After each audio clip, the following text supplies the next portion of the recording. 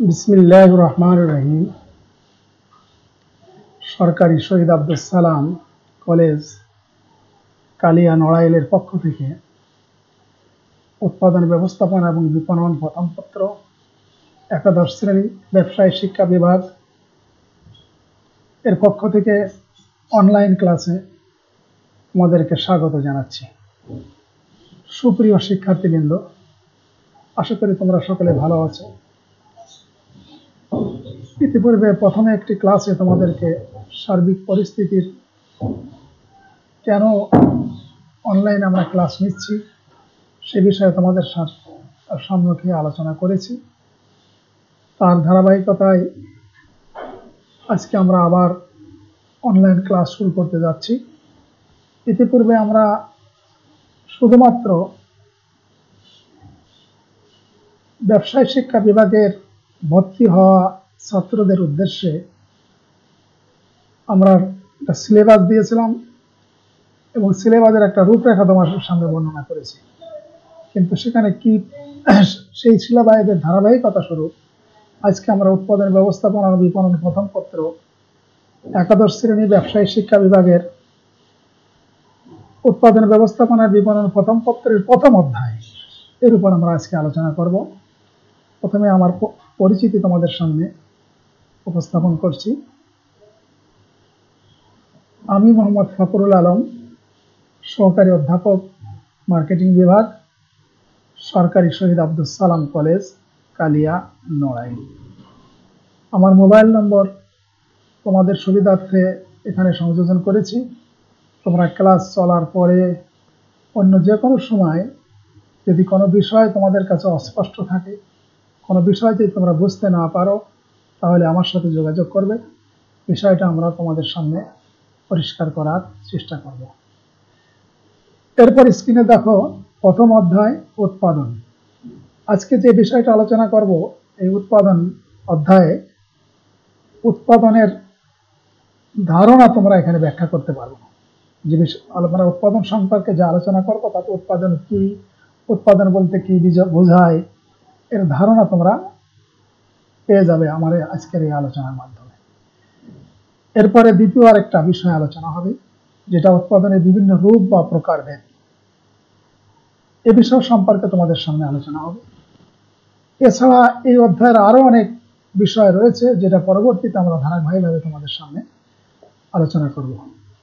সুপ্রিয় শিক্ষার্থীবৃন্দ, তোমরা এই প্যান্ডামিক সিচুয়েশনে সারা বিশ্বব্যাপী মহামারীর মাঝেও তোমরা অনলাইন ক্লাসে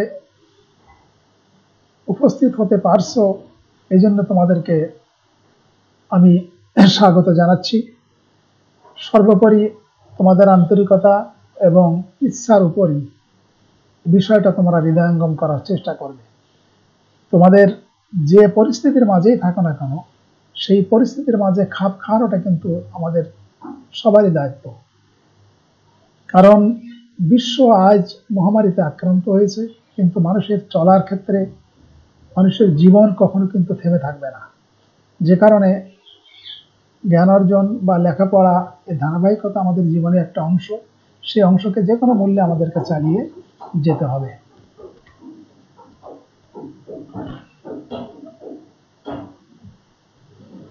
এরপরে দেখো উৎপাদন বলতে কি বোঝায়। আমরা সচরাচর জানি যে মানুষের সকল অর্থনৈতিক কর্মকাণ্ডের মূলে রয়েছে কিন্তু উৎপাদন। অর্থনৈতিক কর্মকাণ্ড উৎপাদন যদি না হয় তাহলে সকল অর্থনৈতিক কর্মকাণ্ড কিন্তু স্থবির হয়ে যায়, বন্ধ হয়ে যায়। উৎপাদন অর্থনীতির একটা চালিকা শক্তি হিসাবে কাজ করে। অর্থনীতির চালিকা শক্তি বলতে উৎপাদনকে বোঝায়।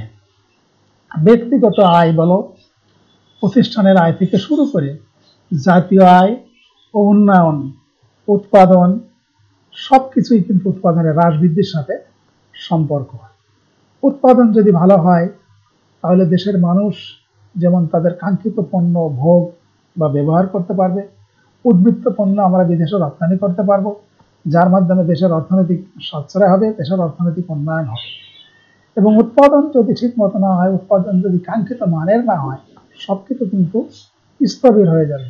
এই জন্য উৎপাদনের গুরুত্বটা কিন্তু অত্যন্ত বেশি। সাধারণভাবে আমরা উৎপাদন বলতে বুঝি যে কোনো কিছু সৃষ্টি করা বা তৈরি করাকে কিন্তু আমরা সাধারণত উৎপাদন বলে জানি। কিন্তু মানুষ কোনো কিছু সৃষ্টি বা তৈরি করতে পারে না বা ধ্বংস করতে পারে না। মানুষ পারে কি?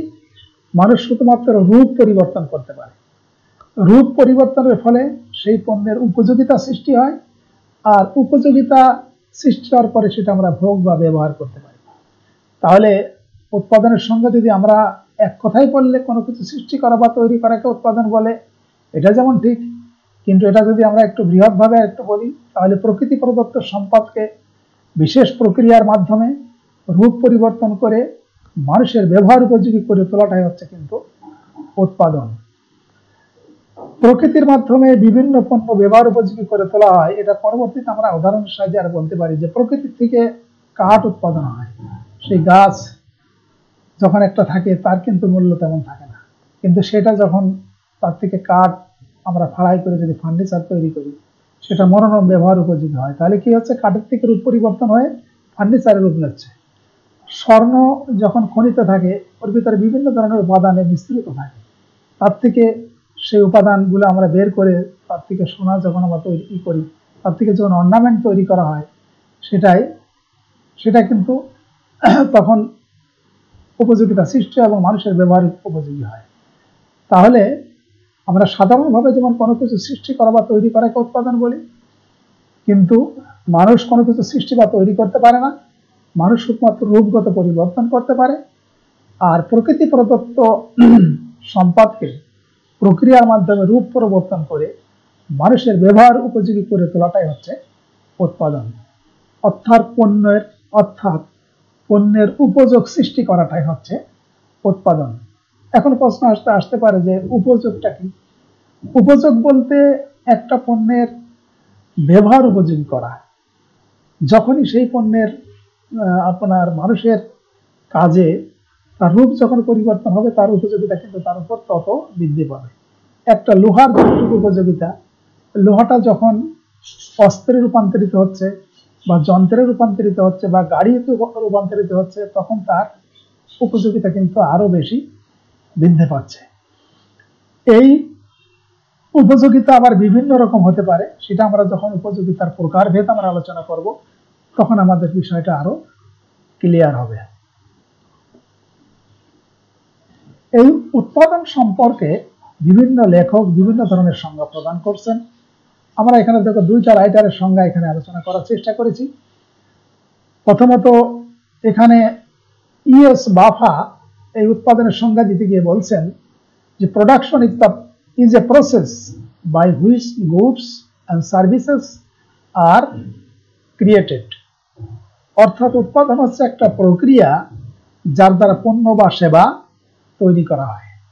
ইএস বাফা উৎপাদনের সংজ্ঞা দিতে বলেছে যে উৎপাদন একটা প্রক্রিয়া যার দ্বারা পণ্য বা সেবা তৈরি করা হয়। আমরা সংজ্ঞায় কিন্তু বলার চেষ্টা করেছি যে প্রকৃতিগত সম্পদ যখন বিশেষ প্রক্রিয়ার মাধ্যমে রূপগত পরিবর্তন হয়, সেটাকে বলা হচ্ছে পণ্য উৎপাদন। তাহলে এখানে বাফা সংজ্ঞা দিতে যে বলছেন কি, যে উৎপাদন হচ্ছে একটা প্রক্রিয়া যার দ্বারা পণ্য বা সেবা তৈরি করা। ওই প্রক্রিয়ার সাথে যখন ঢুকবে তখন সেটা পণ্য প্রক্রিয়ার অর্থাৎ উৎপাদন হচ্ছে একটা প্রক্রিয়া যার দ্বারা পণ্য বা সেবা তৈরি হয়। এরপরে দ্বিতীয় আরেকজন বিশেষজ্ঞ উৎপাদনের সংজ্ঞা দিতে গিয়ে বলছেন রেমন্ড আর মেয়ারের মতে। রেমন্ড আর মেয়ার আরেকজন বিশেষজ্ঞ, তিনি উৎপাদনের সংজ্ঞা দিতে বলছেন যে production is the discharge of function which has some utility. অর্থাৎ উৎপাদন হচ্ছে এরূপ কার্য যার উপযোগ আছে। উৎপাদন প্রক্রিয়াটা সম্পন্ন হলো, কিন্তু তার যদি উপযোগ যদি না হয়, তাহলে কিন্তু সেটা উৎপাদন হবে না। এই জন্য রেমন্ড মেয়ার বলছে যে উৎপাদন হচ্ছে এরূপ একটা কাজ যার উপযোগ আছে। উপযোগ সম্পর্কে আমরা আগেই বলেছি যে একটা লোহাতে যখন ছুরি বানানো হচ্ছে, তার ছুরি কাটার কাজে ব্যবহৃত হচ্ছে, কাটার উপযোগিতা আছে। আমরা পরবর্তীতে আরো ডিটেলস আলোচনা করব, সেখানে বিষয়টা আমাদের সামনে আরো ক্লিয়ার হবে। এখানে দেখো, তাহলে উৎপাদন সম্পর্কে আমরা এতক্ষণ যে আলোচনা করলাম, এর উপরোক্ত আলোচনা থেকে আমরা কিন্তু একটা সিদ্ধান্তে উপনীত হতে পারি যে শুধুমাত্র কোনো কিছু তৈরি করা বা সৃষ্টি করাই যেমন উৎপাদন, আবার প্রকৃতি প্রদত্ত সম্পদ সেগুলো একটা বিশেষ প্রক্রিয়ার মাধ্যমে মানুষের ব্যবহার উপযোগী করে তোলার যে প্রক্রিয়া, সেটা উৎপাদন।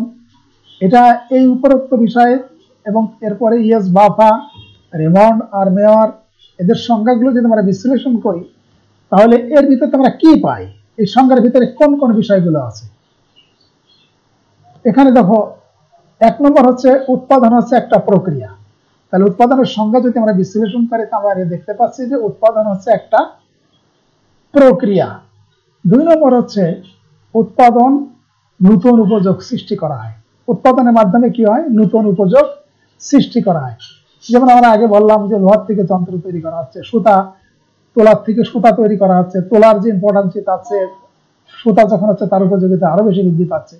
সুতার থেকে যখন কাপড় তৈরি হচ্ছে তখন তার উপযোগিতা আরো বেশি বৃদ্ধি পাচ্ছে। অর্থাৎ এখানে নতুন উপযোগ সৃষ্টি করা হচ্ছে। এরপরে উৎপাদন প্রাকৃতিক সম্পদের রূপ পরিবর্তন করে। প্রকৃতির থেকে আমরা যে সমস্ত সম্পদ পাই, উৎপাদনের মাধ্যমে তার রূপ পরিবর্তন হয়। এর সর্বশেষে বলা হচ্ছে যে এর মাধ্যমে ব্যবহার উপযোগী চূড়ান্ত পণ্য প্রস্তুত হয়। বিভিন্ন রূপ পরিবর্তনের ফলে আমরা সেই পণ্য আমরা ব্যবহার উপযোগী করতে পারছি। আজকাল এই উৎপাদন প্রক্রিয়ার ভেরিয়েশনের কারণে আমরা কিন্তু বিভিন্ন ধরনের একই জাতীয় পণ্য বিভিন্ন ভাবে আমরা ভোগ বা ব্যবহার করতে পারছি। আমরা আলোচনায় এরপরে আমরা আরো জানতে পারবো যে বর্তমান এই বিশ্বের যে অগণিত মানুষ এবং সারা বিশ্বকে আজকাল গ্লোবালাইজেশন বলা হচ্ছে, একটা গ্রামের সাথে তুলনা করা হচ্ছে। এখানে বিচিত্র ধরনের মানুষ, বিচিত্র ধরনের চিন্তা এবং বিচিত্র ধরনের চাহিদা। প্রত্যেকটা মানুষের ভোগ এবং চাহিদা পূরণ করতে গেলে পণ্যের রূপগত পরিবর্তনের মাধ্যমে কিন্তু ভোক্তাদেরকে আকৃষ্ট করা সম্ভব। শুধুমাত্র গতানুগতিক পণ্য তৈরি করলেই যে ভোক্তারা সেই পণ্য ভোগ বা ব্যবহার করবে, এটা কিন্তু ঠিক নয়।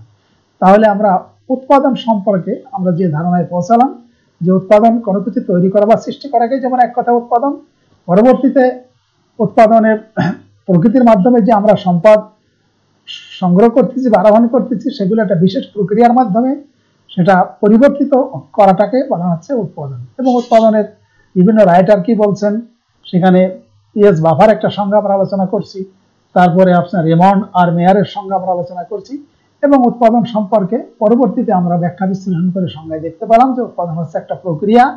উৎপাদন এর মাধ্যমে নতুন উপযোগ সৃষ্টি হয়। এরপরে উৎপাদন প্রাকৃতিক সম্পদের রূপ পরিবর্তন করে এবং এর মাধ্যমে ব্যবহার উপযোগী চূড়ান্ত পণ্য প্রস্তুত হয়। তাহলে এখন আমার মনে হয় তোমাদের কাছে যদি বলা হয় যে উৎপাদন কি, অথবা উৎপাদন বলতে কি বোঝায় বা উৎপাদনের ধারণা, এটা সম্পর্কে তোমাদের আশা করি পরিষ্কার ধারণা তোমাদের পেয়ে যাবে আশা করি। এরপরে দেখো, আমরা আরেকটা বিষয় আজকে আলোচনা করে শেষ করব এখানে, যে উৎপাদনের বিভিন্ন রূপ রয়েছে, যে উৎপাদনের বিভিন্ন রূপ বা প্রকারভেদ রয়েছে। যে প্রকারভেদ সম্পর্কে তোমরা এসএসসি লেভেলেও ব্যবসায়ের বাণিজ্যের সংজ্ঞা আলোচনা করতে গেলে সেখানে এই বিষয় সম্পর্কে কিছুটা ধারণা তোমরা পেয়েছো, কিন্তু উৎপাদনের সাথে কিন্তু সেটা রিলেটেড হলেও সেখানে এইভাবে পড়ানো হয় নাই। বাণিজ্য বিভাগের আলোচনার মাধ্যমে সেখানে যে বাণিজ্যের সংজ্ঞা বিশ্লেষণ করতে যে সেখানে বলা হচ্ছে যে বাণিজ্যের সংজ্ঞা বলতে হচ্ছে যে একটা পণ্য উৎপাদনকারীর কাছ থেকে ভোগকারীর কাছে পৌঁছানোর ফলে পৌঁছাতে যে মাঝে যে সকল প্রতিবন্ধকতার সৃষ্টি হয়, যেমন সময়গত, রূপগত, স্থানগত, সত্যগত, এ সমস্ত প্রতিবন্ধকগুলো দূর করার যে প্রক্রিয়া, সেটাকে বলা হচ্ছে বাণিজ্য।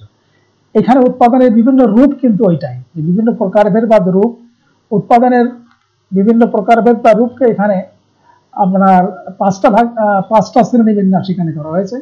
স্ক্রিনে তোমরা দেখো, এখানে বলা হচ্ছে যে 1 নম্বর হচ্ছে রূপগত উপযোগ, 2 নম্বর হচ্ছে সময়গত উপযোগ, 3 নম্বর স্থানগত উপযোগ, 4 মালিকানা বা সত্যগত উপযোগ, আর 5 হচ্ছে সেবাগত উপযোগ। এখানে রূপগত উপযোগ বলতে আমরা উৎপাদনের সংজ্ঞা যেখানে আলোচনা করছি, সেই সংজ্ঞার ভিতরে রূপগত উপযোগ সম্পর্কে আলোচনা এসে গেছে তোমাদের, কিন্তু হয়তো তোমরা বুঝতে পারো না যে রূপগত উপযোগ কি। রূপগত উপযোগ প্রথমে একটা রূপে থাকে, সেই রূপের যখন পরিবর্তন হয়, তোলা রয়েছে এক রূপ, তুলার থেকে যখন সুতা তৈরি হয় তখন তুলার রূপটা থাকে না, তখন সুতায় রূপান্তরিত হয়। সুতার থেকে যখন কাপড় পরিবর্তন হয় তখন কিন্তু সেটা সুতার থাকে না, সেটা কাপড়ে রূপান্তরিত হয়। এবং তুলার যে প্রয়োজনীয়তা, সুতার যে প্রয়োজনীয়তা বা উপযোগিতা, কাপড়ের উপযোগিতা কিন্তু একরকম নয়। যত রূপ পরিবর্তন হয় ততই তার উপযোগিতা বৃদ্ধি পেতে থাকে, ততই তার চাহিদা বৃদ্ধি পেতে থাকে, ততই ভোক্তাদের কাছে উপযোগী হয়। এই জন্য রূপগত উপযোগ বলতে বোঝানো হচ্ছে যে একটা একটা স্তর থেকে আরেকটা স্তরে পরিবর্তন হওয়া, সেটাকে বলা হচ্ছে রূপগত উপযোগ। এরপরে সময়গত উপযোগ। সময়গত উপযোগ বলতে আমরা বুঝি, আমরা জানি যে কৃষিজ পণ্য, যে সকল পণ্য, কোন কোন পণ্য আছে বছরে একবার উৎপাদন হয়, সারা বছর ব্যাপী ভোগ করা হয়।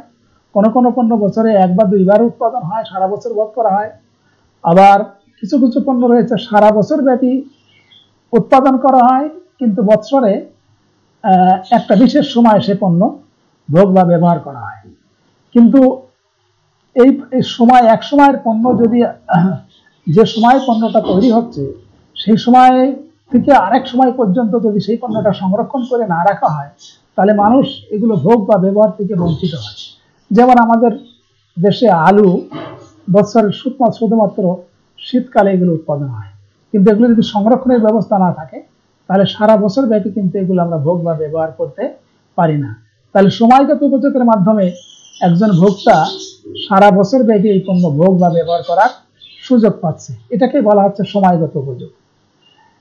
এই বিষয়গুলো সোজা তোমরা এর এসএসসিতে যেটা পড়ে আসছো, তোমরা যদি একটু ধারণা রাখো তাহলে এর থেকে আরো বেশি ক্লিয়ার হবে। এরপরে আসছে যে স্থানগত উপযোগ। আমি আগে বলছি আলোচনায় যে আজকাল বিশ্বকে গ্লোবালাইজেশন বলা হচ্ছে। গ্লোবালাইজেশনের যুগে সারা বিশ্বকে একটা আপনার ভিলেজের সাথে তুলনা করা হচ্ছে। এখানে সারা বিশ্বে যে বিভিন্ন ধরনের পণ্য উৎপাদন হচ্ছে, উৎপাদিত পণ্য ভোক্তার কাছে যদি না পৌঁছায় তাহলে কিন্তু সেই পণ্যের সার্থকতা আসে না। সেই পণ্যটা যখন যাদের উদ্দেশ্য তৈরি করা হচ্ছে তারা যদি ভোগ বা ব্যবহার করতে পারে তাহলে সেই পণ্যের সার্থকতা। তাহলে একটা স্থানে উৎপাদিত হচ্ছে আর একটা স্থানে যে সেটা ভোগ বা ব্যবহার হচ্ছে। আমাদের বাংলাদেশেও সারা দেশে সব পণ্য কিন্তু সমানভাবে উৎপাদিত হয় না। যেমন দক্ষিণ অঞ্চলে এখানে নারকেল সুপারি প্রচুর উৎপাদন হয়, আমাদের ঢাকা সহ সারা দেশের লোক সেটা ভোগ বা ব্যবহার করে। ওখান থেকে সেটা পরিবহনের মাধ্যমে যেখানে ভোক্তারা রয়েছে সেখানে সেগুলো সরবরাহ করা হয়। এরপরে আমরা জানি ময়মনসিংহ, চিটাগাংয়ের এলাকায় প্রচুর পরিমাণে আনারস উৎপাদিত হয়। সেই আনারস পরিবহনের মাধ্যমে সারা বছর সারা দেশব্যাপী সেটা ভোগ বা ব্যবহৃত হয়। তাহলে একটা স্থানে উৎপাদিত হচ্ছে আর একটা স্থানে সেটা সরবরাহ করা হচ্ছে, পরিবহনের মাধ্যমে সেটা সারা দেশব্যাপী ভোগ বা ব্যবহার হচ্ছে। এটা সারা বিশ্ব পরিবহনের মাধ্যমে সেটা ভোগ বা ব্যবহার করা সম্ভব। এরপরে মালিকানা বা সত্ত্বগত উপযোগ। একটা পণ্য এক জায়গায় উৎপাদিত হচ্ছে, সেই পণ্যের মালিকানা আসলে অটোমেটিকলি শুধু পণ্যটা কিন্তু স্বয়ংক্রিয়ভাবে একজনের কাছ থেকে আরেক জায়গায় সেই পণ্যটা পৌঁছায় না। এখানে একটা শ্রেণী এর সৃষ্টি হয়েছে, যে শ্রেণীটা নিজেদের মুনাফা লাভের উদ্দেশ্যে কোথায় কোন পণ্য উৎপাদিত হচ্ছে সেটা যেমন তারা খুঁজে বের করছে, এবং সেই উৎপাদিত পণ্যের চাহিদা কারা ভোগ বা ব্যবহার করবে সেটাও তারা খুঁজে বের করছে, এবং তাদের কাছে সেই পণ্য পৌঁছে দিচ্ছে। এই যে এই ব্যবসায়িক শ্রেণীর মাধ্যমে একটা পণ্য এক জায়গায় উৎপাদনকারীর কাছ থেকে ভোগকারীর কাছে পৌঁছাচ্ছে, অথবা উৎপাদনকারীর কাছ থেকে ভোগ বা ব্যবহারকারীর কাছ থেকে পৌঁছাচ্ছে, এটাকে বলা হচ্ছে মালিকানা বা আপনার সত্ত্বগত উপযোগ। এরপরে সেবাগত উপযোগ। সেবা বলতে আমরা ওখানে তোমরা এর পরবর্তীতে আরো গুডস অ্যান্ড সার্ভিসেস কথাটা আমাদের বিভিন্ন সংজ্ঞায় বিভিন্ন জায়গায় কিন্তু আমরা এখানে আলোচনা করেছি। সেবা বলতে আমরা এখানে বোঝাই যে যেগুলো দেখা যায় না, ছোঁয়া যায় না, স্পর্শ করা যায় না, কিন্তু তার প্রয়োজনীয়তা আছে। আমি এই যে মোহাম্মদ ফখরুল আলম উৎপাদন ব্যবস্থাপনার প্রথম পত্র অধ্যয়ন পাঠদান করছি। উৎপাদন ব্যবস্থাপনা বিষয়টা তোমাদের রয়েছে, ক্লাসে আছে, তোমরা এখান থেকে জ্ঞান অর্জন করার তোমাদের প্রয়োজন। কারণ এটা তোমরা যদি জ্ঞান অর্জন করো তাহলে তোমরা তোমাদের পরীক্ষায় লিখতে পারবা, নাম্বার পাবা, পাস করবা, তোমাদের রেজাল্ট ভালো করার জন্য কাজে লাগবে। এই জন্য তোমরা এখানে আসছো। সেবা বলতে ওইগুলোই বোঝাচ্ছে যেগুলো ছোঁয়া যায় না, আপনার স্পর্শ করা যায় না, কিন্তু তার প্রয়োজনীয়তা আছে, সেটাই সেবা। এই জন্য গুডস অ্যান্ড সার্ভিসেস কথাটা কিন্তু ওই সার্ভিস বলতে এখানে সেবার কথাটা ওইটাই এখানে বলা হচ্ছে।